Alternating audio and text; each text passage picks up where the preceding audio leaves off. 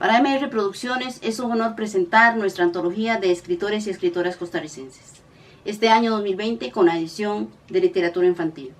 Hoy con la escritora costarricense Annie Brenes, una mujer de larga trayectoria en la literatura y la cultura de nuestro país. Esperamos que disfruten nuestra entrega.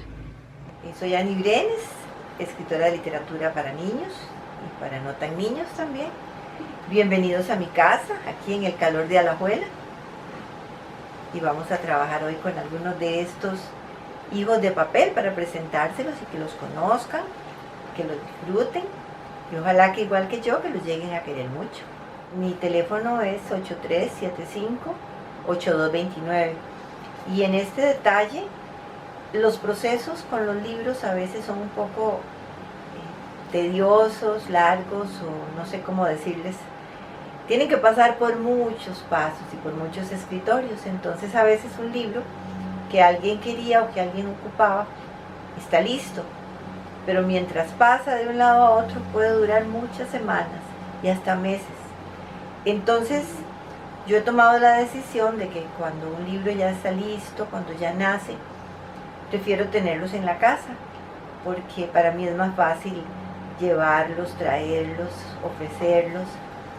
Y bueno, no tengo una librería en mi casa, pero los libros como son como mis hijos. Entonces me gusta que estén aquí están bien cuidados. Entonces es muy importante, si queremos fomentar la lectura, si queremos que los niños amen los libros e incluso que escriban, tenemos que buscarles un contacto con el escritor. Si tienen un libro, es muy importante que ellos conozcan de dónde salió el libro, quién lo hizo, cómo lo hizo, por qué. Y se crea una dinámica diferente. ¿Cuántos años tenían aquellos tres? ¿Acaso no existía nadie más en el lugar? Poco a poco los más pequeños dejaron de lado sus juguetes y regalos de baterías para averiguar cómo se jugaba a los indios y vaqueros con permiso del niñito Dios sobre la lana del portal. Más allá se organizaba un concurso de yaxes entre princesas, mientras la abuela Josefina explicaba cómo se hacían los nuevos trajes a las muñecas de vestir con los sobritos del papel de regalo. Esta es una parte, un fragmento del cuento llamado La caja de zapatos, precisamente del libro Cuentos para dormir y asustar a las abuelitas. Y ese cuento está dedicado a mi abuela, a mi abuelita Josefina. Es que la historia comenzó por ahí, porque yo me crié con ella cuando yo estaba muy pequeñita. Vivía con mi abuela en la casa frente a la iglesia de la Agonía, la casa con un patio grande, con acequia, con chayotera, con palos de mango, y las casas se comunicaban por el patio. Entonces el patio era de todos, de los primos, de la abuela, de las tías, de los que llegaban a rezar, de los que llegaban a trabajar. Era una cosa muy linda, era de conjunto. Ay, me acuerdo, inventábamos cada cosa. Una vez, por aquello de la cercanía de la iglesia, éramos, entre comillas, muy religiosos. Poníamos mucha atención a las historias de la abuela. Y entonces, nosotros hacíamos procesiones personales en la casa, por el patio.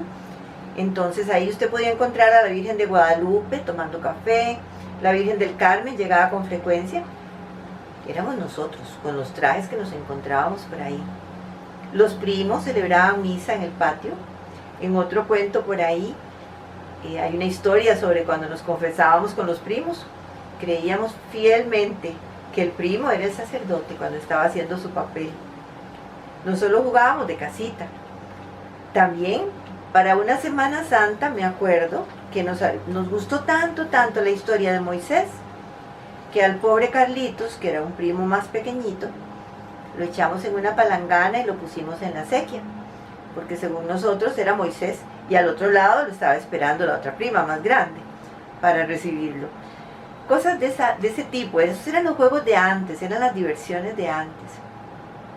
Pero mi abuela, ella me leía tanta poesía, me contaba tantos cuentos, porque ya al caer la noche mis primos se iban a sus casas, aunque fuera a la par, aunque fueran vecinos, pero iban a sus casas. con su papá, con su mamá, con sus más hermanos grandes. Pero yo no me movía de ahí, yo me quedaba con la abuelita y dormía en la cama de la abuela. No sé si para mi abuela yo era como una muñeca de vestir. Yo soy de Alajuela, soy manuda 100%. Y para mayor confirmación del hecho, al puro costado norte de la iglesia, ahí estaba la casa de la abuela. Cuando yo tenía más o menos 4 años, un poquito, nadie sabía que yo sabía leer. Y para mí el saber leer no era como algo que había que ir a hacer a la escuela, era como lavarse los dientes o algo. Y de escuchar, de ver a mi tía dando sus clases y demás, de pronto todos se dieron cuenta en la casa que yo sabía leer. La primera frase que yo leí, o la primera oración que yo leí fue cuando recogí el periódico. Mi tía siempre compró el periódico. Y yo leía, tomé el periódico, vine a la cocina, al comedor, y yo dije: asesinado Castillo Armas por los comunistas. Yo no dije mi mamá me ama, ni mi papá está en la sala. Yo dije: asesinado Castillo Armas por los comunistas. Y todo el mundo se suspendió en el aire. ¿Qué pasó aquí? Sí, aquí dice eso. No tuvieron que explicarme porque a mí no me interesaba. Pero ¿quién te dijo? No, aquí dice así. Ahí empecé ya con el asunto, ya leía, lógicamente ya podía escribir también. Había en aquella época un kinder en Alajuela, era un kinder del María Auxiliadora y mi tía les ayudaba, entonces estuve un tiempo yendo a ese kinder. Era muy, muy hermoso porque no solo aprendíamos como lo que se aprende ahora o más, sino que un niño de 5 años, una niña de 5 años, era capaz de manejar un agujón con lana, traer un pedazo de yute o un saco y hacer un almohadón. Nos enseñaban cosas como esas.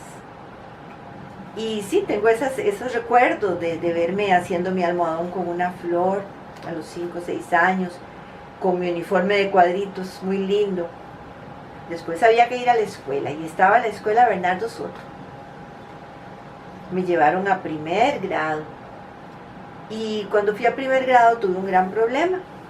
El gran problema era que no me podía quedar quieta, porque yo leía, yo escribía, y entonces qué incomodidad estar ahí, ¿verdad? Y la maestra pues se dio cuenta, habló con mi familia, habló con mis tías, mi abuela, y entonces llegaron a un acuerdo que me iban a hacer un examen. Y si yo pasaba el examen, me iban a pasar a segundo grado, porque no iba a hacer nada en primero. Mi abuela siempre estuvo como en contra de esos asuntos. Mi abuela era sabia como ella sola. Porque claro, yo gané el examen y pasé, y a los 6 años ya iba para segundo grado, estaba en segundo grado. Pero había algo que la gente no veía, y mi abuela sí. Mi abuela era una psicóloga muy importante, muy sabia, como dije. Y ella decía: pero es que ella es más chiquita que los otros. Y no se refería al tamaño. Mi abuela sabía que yo iba a pasar a un grupo con niños de más edad que yo, con otros intereses, con otros deseos, con otras destrezas. Y no recuerdo que se le diera tanta importancia a la parte de apresto en aquella época. Yo la recibí en el kinder, pero al brincarme primer grado perdí muchas cosas, perdí etapas. Y de ahí en adelante, hasta terminar mis estudios en la universidad, siempre fui la más chiquita del grupo. Entré a estudiar biología en la Universidad de Costa Rica, pero solamente cursé una parte de la carrera. Porque por ahí, bueno, se atravesó el tren de la vida y me llevó por otros rumbos. Y luego hice pues intentos por otros lados de otras cosas, otros cursos. Estudié secretariado, estudié un poco de inglés, anduve como una mariposa en un jardín, aunque en mi corazón mi sueño seguía siendo ese. Bueno, ese tren de la vida me llevó por otros rumbos y terminé siendo ama de casa, y mamá, esposa, mamá, Tengo 2 hijos maravillosos y con ellos pues realicé muchas de las cosas que yo quería hacer con niños, ¿verdad? Pero no tantos, porque no tuve tampoco como esa oportunidad. Había muchas cosas más que hacer. Tuve muchos trabajos en diferentes cosas. Mi abuela también me había enseñado a coser, entonces también había que entrarle a la costura. Entonces era de música, de costura, de tantas cosas, tantas cosas. Y a veces también hay épocas difíciles en las que tenés que echar mano de lo que sabes hacer. Y con eso pues mantener una familia que me tocó después mantenerlos solita en algún momento. Pero en un momento determinado, mi hija empezó a motivarme, mi hija Carla, y me decía: mami, ¿usted se acuerda que usted quería estudiar? Mami, ¿por qué no vuelve? Mami, vuelva a la U, usted quería ser maestra, ¿recuerda? Y a mí me daba un susto que me dijeran eso, porque yo decía, no, ya yo estoy muy grande, yo no voy a poder hacer esas cosas. Pero ella me motivaba. Y un día, de veras, un día me animé, me fui para la universidad a ver qué podía hacer. Me encaramé en la periférica, que era la que me llevaba directo, porque había pasado una época de tiempo en la que yo no salía, por diferentes razones. Entonces me daba como miedo tomar un bus, como perderme. Pero cogí la periférica, que la periférica se hizo gran amiga mía, porque en la periférica yo escribía. Ya me salió hasta un verso. Entonces me fui a la Universidad de Costa Rica a ver qué pasaba.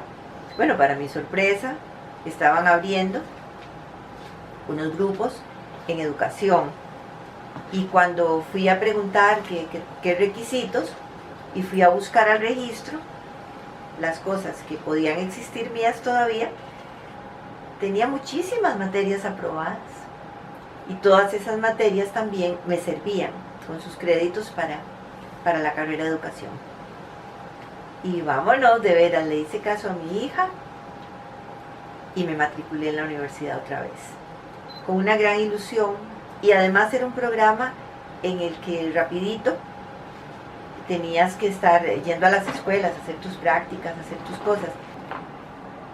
Y llegué al taller de Chico Zúñiga, qué maravilla de persona, con su bufanda siempre bien enrollada en el pescuezo.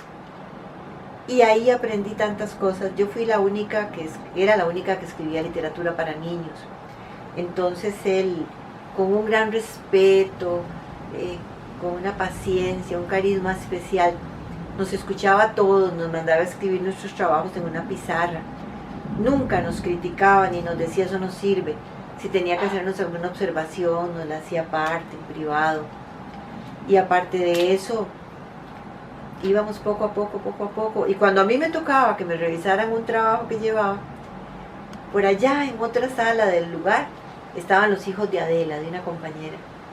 Y entonces los llamaba y decía, ellos son los que tienen que juzgar ese poema. Porque los grandes trataban de cambiarme cosas. No, esa palabra no. ¿Y por qué no pones aquello? ¿Y por qué no subís? Y los chiquillos venían y decían, no, es que eso es así. Sí, qué bonito aquello, pongámoslo allá. Entonces Chico decía, si escribes para niños, ¿quién mejor que los niños son los que tienen que juzgarte? Bueno, pues así comencé a hacerlo y a recopilar, hasta que en algún momento Chico me fue diciendo que por qué no pensaba ya en poner todo junto, que por qué no pensaba en hacer un libro.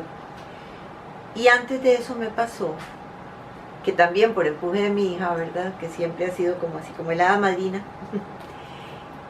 vi un anuncio donde había un concurso en el Ministerio de Justicia, que uno diría que tiene que ver el Ministerio de Justicia con la literatura, por Dios. Pero resulta que ellos tenían un encuentro nacional de inventores.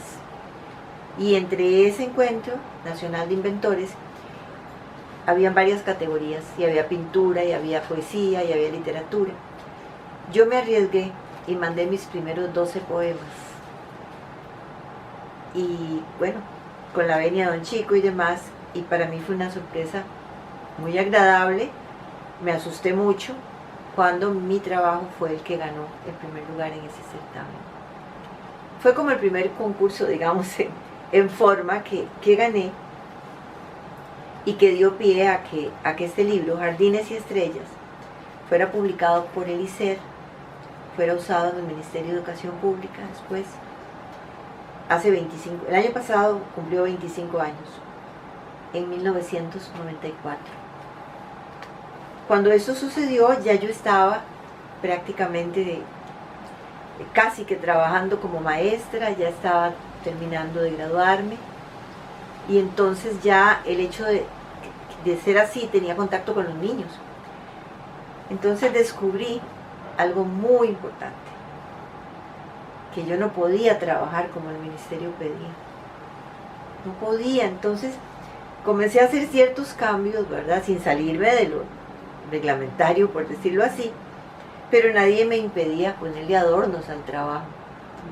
Entonces comencé a trabajar con los niños y comencé a adecuar mis clases. En lugar de textos y libros, comencé a adaptarlos con poesías y con cuentos. Entonces así trabajaba yo con los chiquillos y me di cuenta que los chiquillos disfrutaban montones las clases, y no solo ellos, las disfrutaba yo, y aprendían realmente. Entonces ahí descubrí también cómo la palabra también ayudaba en eso, y sin ser 100% didáctico, como se dice a veces, que se quiere excluir a la literatura infantil de la parte didáctica, sin ser tan exagerado en eso. Lógicamente, si un niño se está riendo con un poema y se está disfrutando de que la luna fue a hacer ejercicios y que se hizo gorda y se aprende un poema y lo declama y se ríe viendo la imagen y dibuja, y de pronto el niño se dio cuenta que se aprendió las fases de la luna. Entonces yo decía, ¿por qué no? Claro que sí, a menos que yo le diga, tienen que aprenderse el texto tal, responder las preguntas y completar el cuestionario. O le digo, tráeme un dibujo mañana bien lindo de este poema de la luna que hacía ejercicios que te aprendiste. Era otra cosa. Cuando ya yo hablaba del tema en sí, me decían, niña, pero esto es lo que estaba en el poema, ¿verdad? Esa fue aquella poesía que nos aprendimos. Y así era. Entonces empecé a trabajar de esa manera. Y con ellos mismos, ya en otra institución, nació el segundo libro, El Regreso. El Regreso es un libro de cuentos y está dedicado precisamente a los niños de la escuela Enrique Riva Morella, de Pilas de San Isidro de Alajuela. Porque este libro no se publicó hasta que los niños no me dieron el visto bueno de todos los cuentos que estaban aquí. Cuando yo escribía algo, lo trabajaba con ellos. Entonces ellos fueron los que me impulsaron, y este segundo libro se publicó en el 97, Lourdes de Montes de Oca, 97. Y bueno, yo creía que cuando uno escribía un poquito así, pues ya había terminado, ¿verdad?, su incursión literaria. Y resulta que no fue así, porque en esto de las palabras y en esto de la base que yo tuve con mi abuela y con mis maestros, que fueron maravillosos, era como ir abonando la tierra. Entonces cada vez que algo salía, que algo nacía, aumentaba el asunto. Y fue así como un poquito después pude llegar, para sorpresa grande, a ganar el premio Carmen Lira en 1997 con mi libro de cuentos con alas y luz, que ahorita pues ya va por varias ediciones y tiene otro formato, porque las editoriales van adaptándose, este es el actual, adaptándose a las necesidades de todos, ¿verdad? Entonces el libro ahora está en este formato, en este tamaño, que es el que manejan los chicos, pero siempre conservo un par de los primeros, porque muy lindos, con ilustraciones de Norma Hidalgo. Este fue el tercero. Y de ahí en adelante el asunto siguió multiplicándose, así como yo trabajaba y se me multiplicaban los estudiantes. Seguimos con eso. Después de esto me acuerdo que incursioné en la UNED, porque siempre me gustó mucho el ambiente, no el medio ambiente, sino el ambiente, los animales, las plantas. Siempre he creído que todas las cosas que nos rodean tienen vida, hasta lo que nos digan que son seres inanimados. Bueno, todo nos dice algo, todo tiene algo que hablarnos, solo que no lo escuchamos. Y entonces fui a participar con la UNED, participé con la UNED en un certamen de poesía ambiental de Dorothy Pinto, Y fue cuando de veras salió otro libro de poesía, que fue Canica Azul, que ganó varios lugares del mismo certamen. Fue muy curioso. Y este fue ya en el 2000, ¿verdad?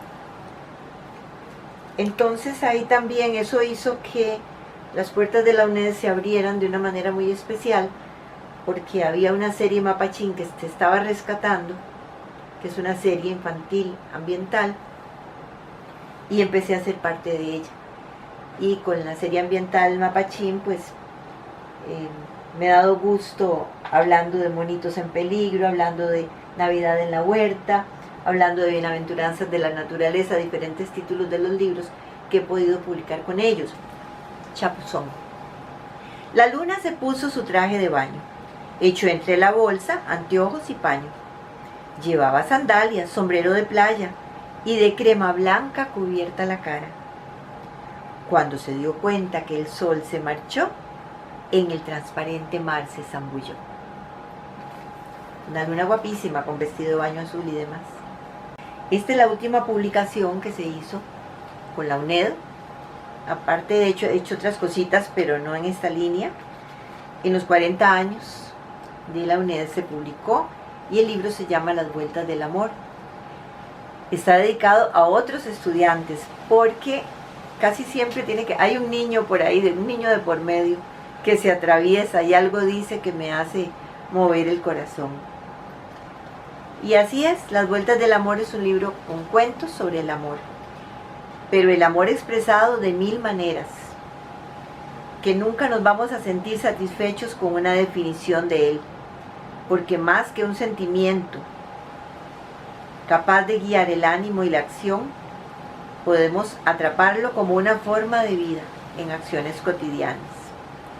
Y entonces sí, por eso los cuentos de aquí son desde una rueda de caballitos y unos ancianos que se aman, hasta una araucaria que tiene una gran amistad con una enredadera triquitraque, hasta una historia de gratitud de Jesús con la mula y el buey, cuando él es un chiquillo, hasta una canción para pescar, una historia de amor entre abuelo, nieta y peces, o un gato, o una estrella que no quiere brillar hasta que no estén completos todos. Entonces son diferentes historias de amor y una por ahí de desamor que se juntan aquí para dar origen a esta última publicación o más reciente publicación. Para MR Producciones es un honor presentar nuestra antología de escritores y escritoras costarricenses. Vamos a correr adrenalmente, a secar la ropa con mi movimiento. Me lo dijo el sol, vamos a jugar de frío caliente, vivimos colores, sentimos la flor. Me lo dijo el río, vamos a bailar y con la corriente serán uno solo, tu abrazo y el mío. Vamos a cantar, viento, río, sol, ave, mariposa, y seremos todos una sola cosa, te lo digo yo. Vamos a correr, vamos a